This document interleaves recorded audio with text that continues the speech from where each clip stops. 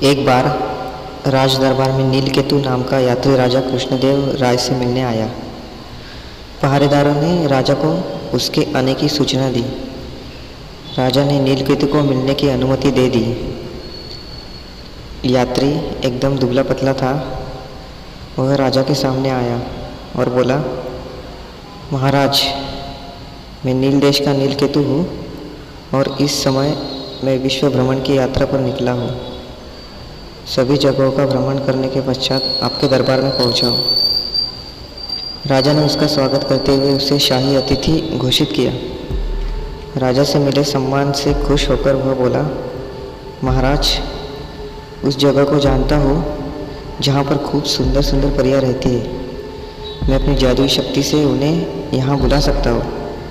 नीलकेतु की इस बात को सुनकर राजा खुश होकर बोले, इसके लिए मुझे क्या करना चाहिए?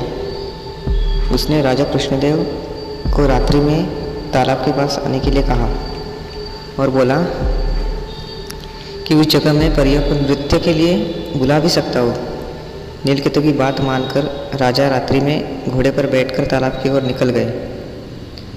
तालाब के किनारे पहुँचने पर पुराने किले के पास नीलकेतु ने राजा कृष्णदेव का स्वागत किया और बोला, महाराज, मैंने सारी व्यवस्था कर दी है।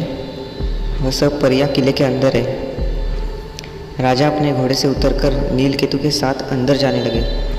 उसी समय राजा को शोर सुनाई दिया।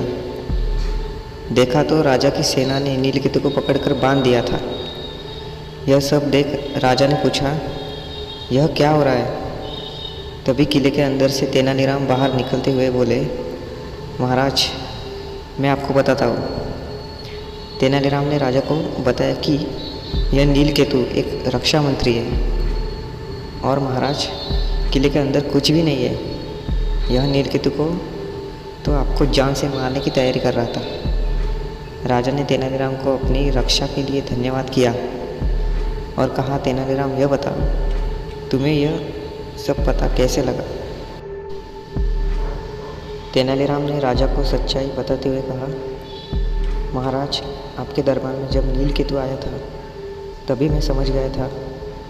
फिर मैंने अपने साथियों से इसका पीछा करने को कहा था, जहाँ पर नीलकेतु आपको मारने की योजना बना रहा था। तेनालीराम की समझदारी पर राजा कृष्णदेव ने खुश होकर उन्हें धन्यवाद दिया।